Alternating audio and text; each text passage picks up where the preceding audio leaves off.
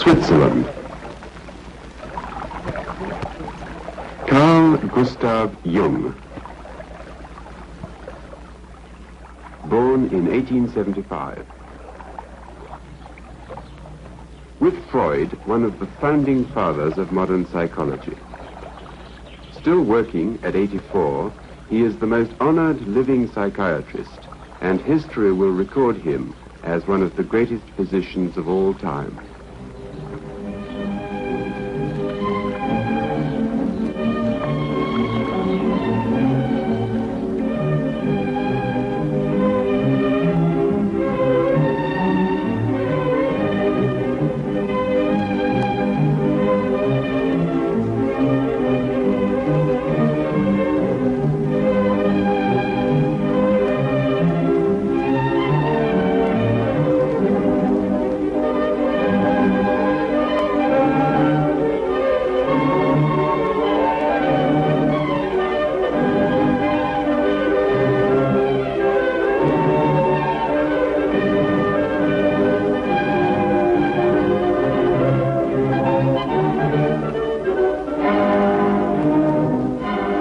Professor Jung, how many years have you lived in this lovely house by the lake at Zurich?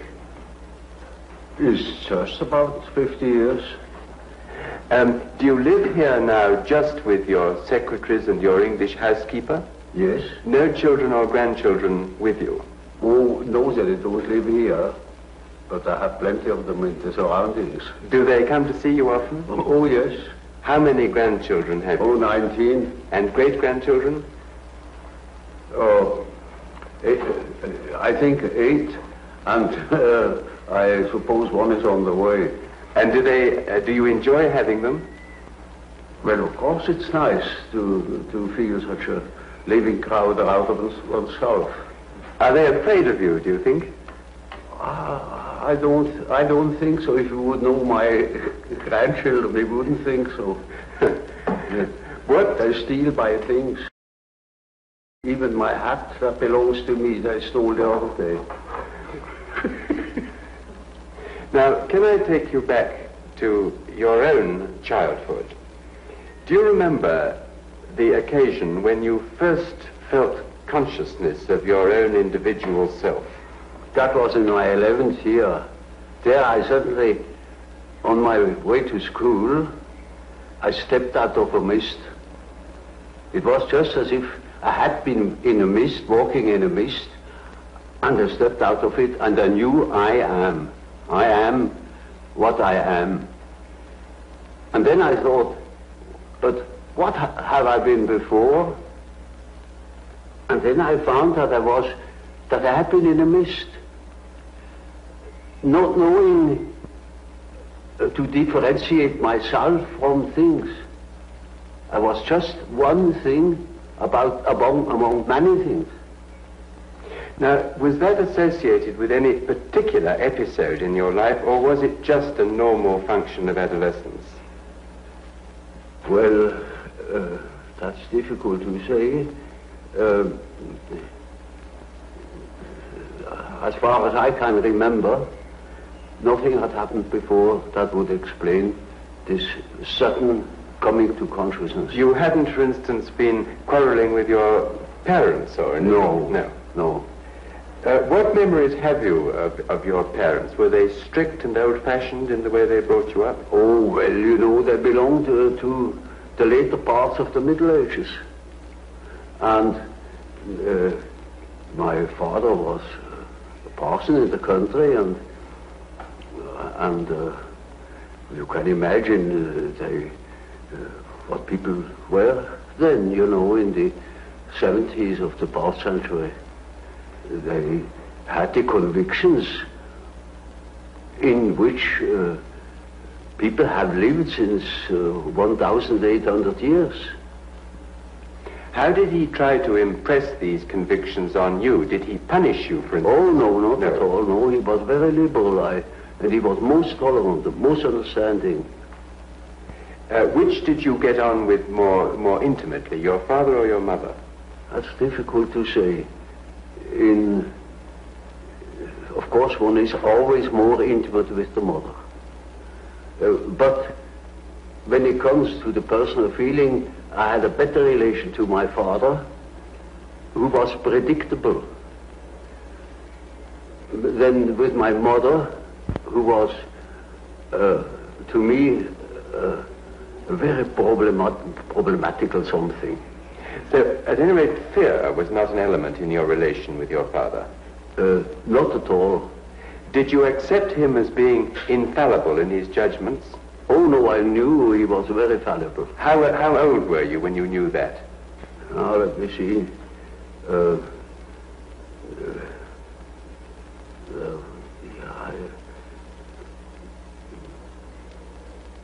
Perhaps 11 or 12 years old. It was hanging together with the fact that I knew I was.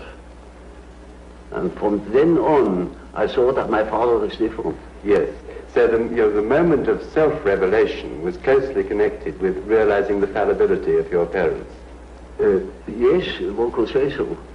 Now, what about... But I realized that I had fear of my mother, but not during the day. There she was quite known to me and predictable, but in the night I had fear of my mother. And can you remember why? Can you remember what that I have not the slightest idea why. No. What about your school days now? Were you happy at school as a schoolboy? In the beginning I was very happy to have companions, you know, because before I had been very lonely. We lived in the country and I had no brother and no sister. My sister was born very much later when I was 9 years old. And so I was used to be alone, but I missed it. I missed company. And in school it was wonderful to have company. But soon, you know, in a country school, naturally, I was far ahead. And then I began to be bored. What sort of religious upbringing did your father give you? Oh, we were Swiss Reformed. And did he make you attend church regularly? Oh, well, that was quite natural. Yes. Everybody went to church on Sunday. And did you believe in God? Oh, yes. Do you now believe in God? Now? Difficult to answer. I know. I don't need to believe. I know. Well, now, turning to the next staging point in your life, what made you decide to become a doctor? That was in the first place a merely opportunistic choice. Originally, I wanted to be an archaeologist, Assyriology, Egyptology, something of the sort. I hadn't the money. The study was too expensive.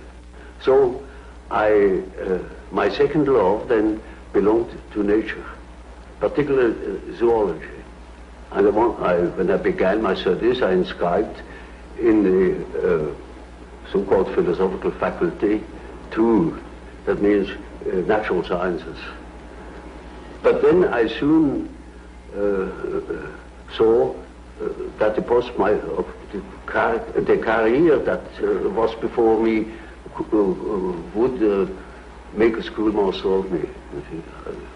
I never thought I had any chance to get any further because we had no money at all. And then I saw that didn't suit my expectations, you know. I didn't want to become a schoolmaster. Teaching was not just what I was looking for. And so I remember that my grandfather has been a doctor, and I knew that when I was studying medicine I had a chance to study natural science and to become a doctor, and a doctor can develop. You see, he can have a practice, he can choose his scientific interests more or less. At Olivans, I would have more chance than being a schoolmaster. Also, the idea of doing something useful with human beings appealed to me. And did you, when you decided to become a doctor, have difficulty in getting the training at school and in passing the exams? I particularly had a difficulty with certain teachers that didn't believe that I could write a decent thesis. I remember one case where the teacher had the habit to discuss the papers written by the pupils, and he took the best first, and he went through the whole number of the pupils, and I didn't appear, and I was badly troubled over it. And I thought, well, it is impossible that my thesis can be that bad. And when he had finished, he said, there is still one paper left over, and that is the one by Jung. That would be by far the best paper if it hadn't been copied. He has just copied it somewhere, stolen. You are a thief, Jung. And if I knew where you have stolen it, I would fling you out of school. And I got mad, and I said, this is the one thesis where I have worked the most, because the theme was interesting, in contradistinction, to other themes which are not at all interesting to me. And then he said, you are a liar, and if you can prove that you have stolen that thing somewhere, then you get out of school. Now that was a very serious thing to me, because what else then, you see? And I hated that fellow, and that was the only man I could have killed, If I had met him once at a dark corner, I would have shown him something of what I could do. Did you often have violent thoughts about people when you were young? No, not exactly. Only when I got mad. Then I beat them up. And did you often get mad? Not so often, but then for good. You were very strong and big, I imagine. Yes, I was pretty strong. And reared in the country with those peasant boys, it was a rough kind of life. And I would have been capable of violence, I know. I was a bit afraid of it. So I rather tried to avoid the critical situations because I didn't trust myself. Once I was attacked by about 7 boys, and I got mad, and I took one and just swung him round with his legs, and beat down 4 of them. And then they were satisfied. And were there any consequences from that after? Oh, I should say yes. From then on, I was always suspected that I was at the bottom of every trouble. I was not, but they were afraid, and I was never attacked again. Well, now, when the time came that you qualified as a doctor, what made you decide to specialize in being an alienist? Yeah, that was rather an interesting point. When I had finished my studies practically, and when I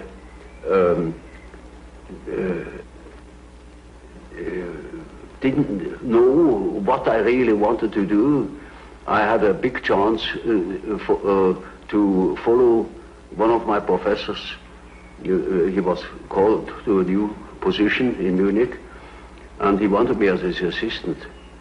But then, in that moment, I studied for my final examination.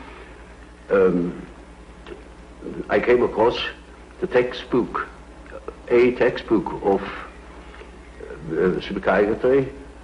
Up to then, I thought nothing about it, because our professor then wasn't particularly interesting. And I only read the introduction to that book, where certain things were said about psychosis as a maladjustment of personality. That hit the nail on the head. In that moment, I saw I must become an alienist. My heart was thumping wildly in that moment.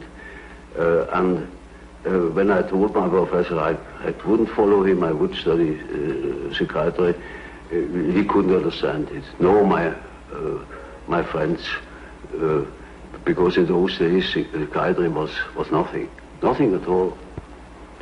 But I saw one great chance to unite certain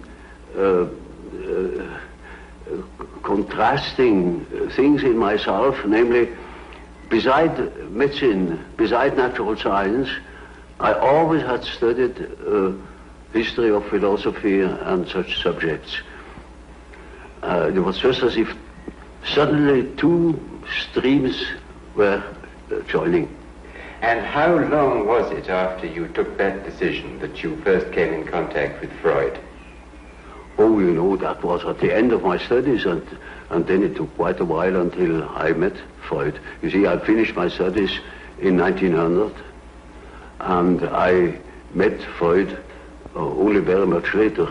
I read, in 1900 I already read his dream interpretation and the Freud studies about hysteria, but that was merely literary, you know. And then in 1907 I became acquainted with him personally. Will you tell me how that happened? Did you go to Vienna? Oh, well, I'd written a book about the psychology of dementia precox, as one called schizophrenia then. And I sent him that book, and thus became acquainted. I went to Vienna for a fortnight then, and then we had very long and penetrating conversations, and that settled it. And this long and penetrating conversation was followed by personal friendship? Oh yes, it soon developed into a personal friendship. And what sort of man was Freud? Well, he was a complicated nature, you know.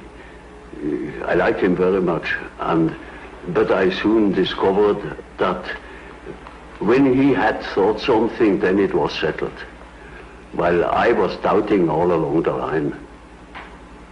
And it was impossible to discuss something really of fun. You know, he had no philosophical education, particularly, you see, I was studying Kant, and I was steeped in it, and that was far from Freud. So from the very beginning, there was a discrepancy. Did you in fact grow apart later, partly because of a difference in temperamental approach to experiment and proof and so on? Well, of course, there is always a temperamental difference. And his approach was naturally different from mine, because his personality was different from mine. That led me into my later investigation of psychological types. There are definite attitudes. Some people are doing it in this way, and other people are doing it in another typical way. And there were such differences between myself and Freud, too. Do you consider that Freud's standard of proof and experimentation was less high than your own? Well, you see, that is an evaluation I'm not competent of. I am not my own history or my historiographer. With reference to certain results, I think my method has its merits. Tell me, did Freud himself ever analyze you? Oh yes, I had submitted quite a lot of my dreams to him, and so did he. And he to you, yes? Oh yes, yes. Do you remember now, at this distance of time, what were the significant features of Freud's dreams that you noted at the time? Well, that is rather indiscreet to ask. You know, there is such a thing as a professional secret. He's been dead these many years. Yes, but these regards last longer than life.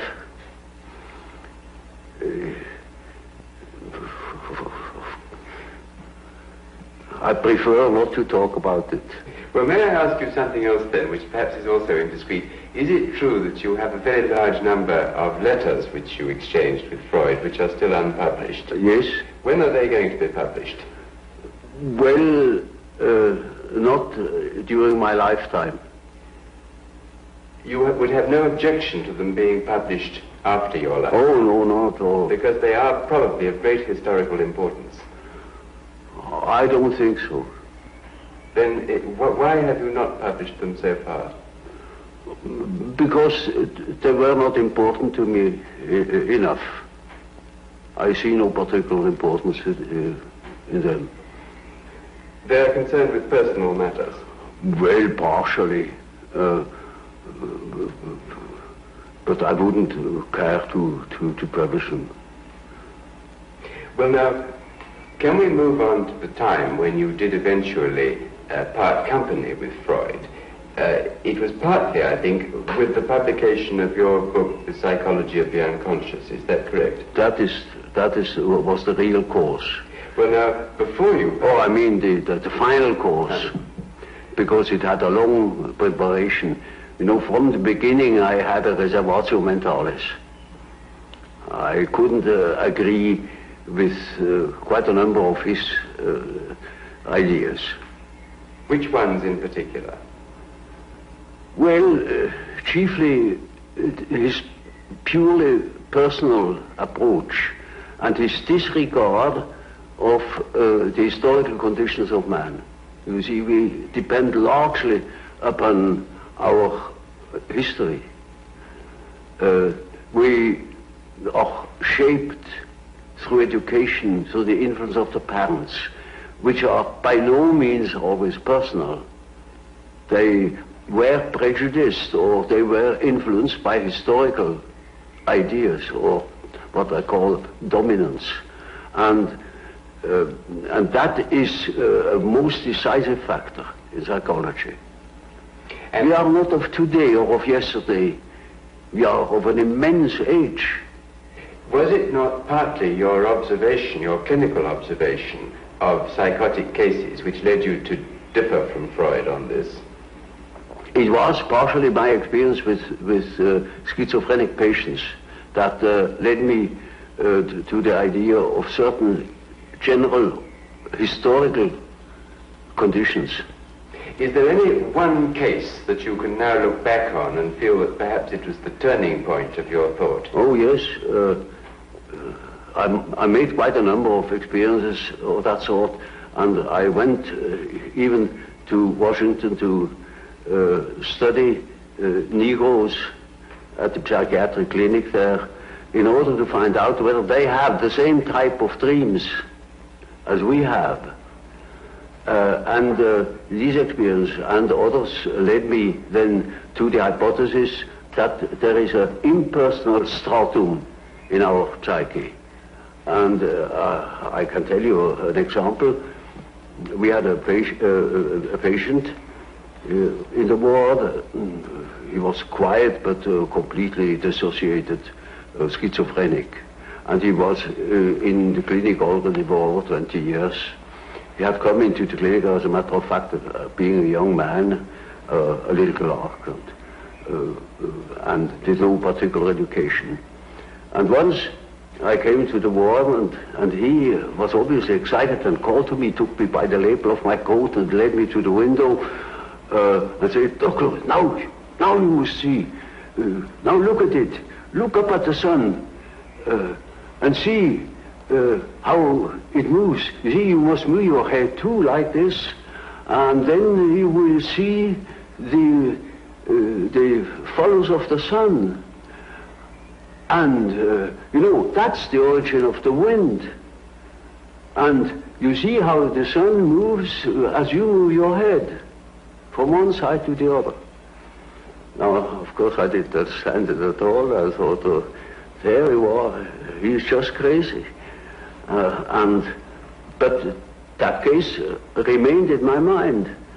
And 4 years later, I came across a paper written by the German historian Dietrich, who had dealt with the so-called Mithras liturgy, a part of the great Parisian sorcerer papyrus.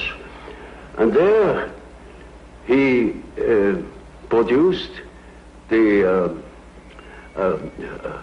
part of the so-called Mithras liturgy.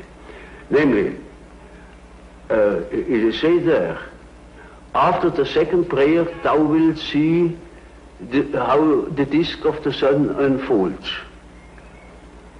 And you will see hanging down from it the tube, the origin of the wind.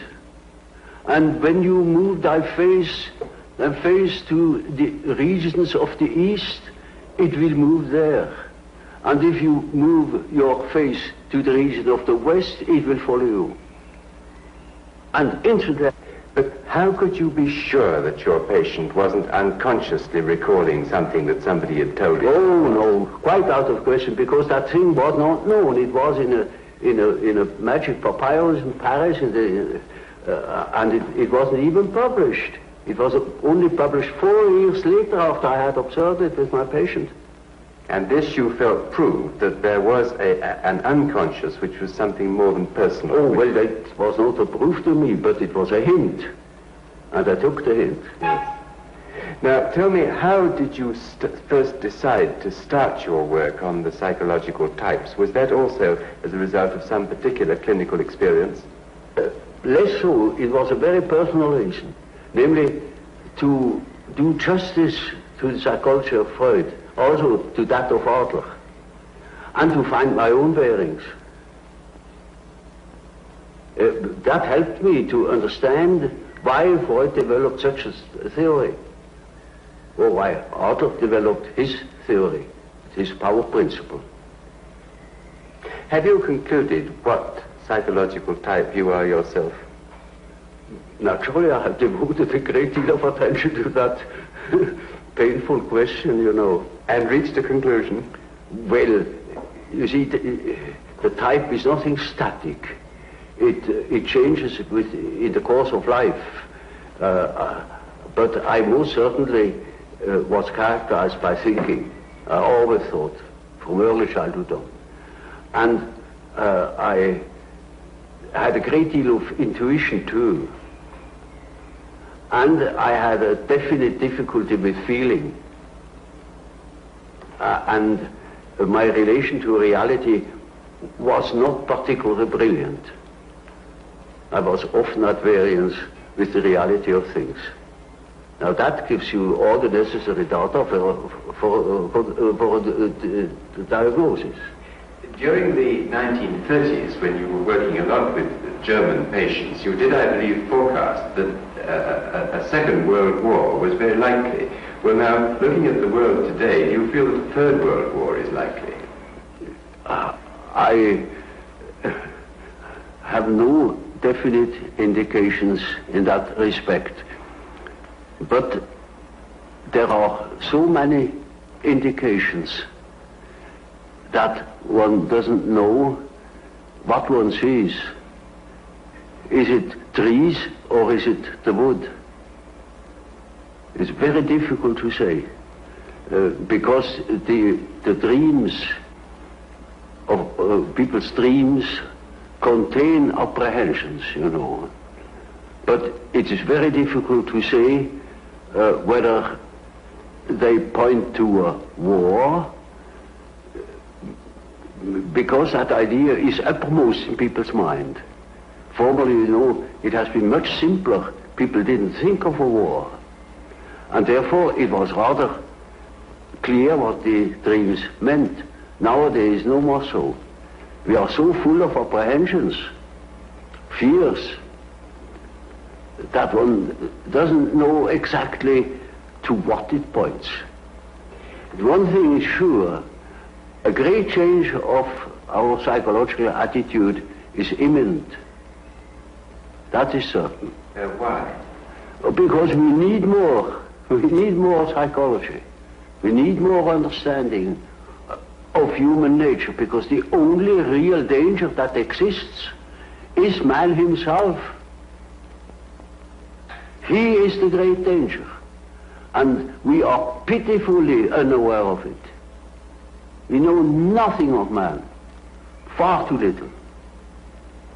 His psyche should be studied, because we are the origin of all coming evil. Well, does man, do you think, need to have the concept of sin and evil to live with? Is this part of our nature? Well, obviously. And of a redeemer? That is an inevitable consequence. This is not a concept which will disappear as we become more rational. It's something... Well, I don't believe that man ever will deviate from the original pattern of his being. There will always be such ideas. For instance, if you do not directly believe in a personal redeemer, as it was the case with Hitler, or the hero worship in Russia, then it is an idea. It is a symbolic idea.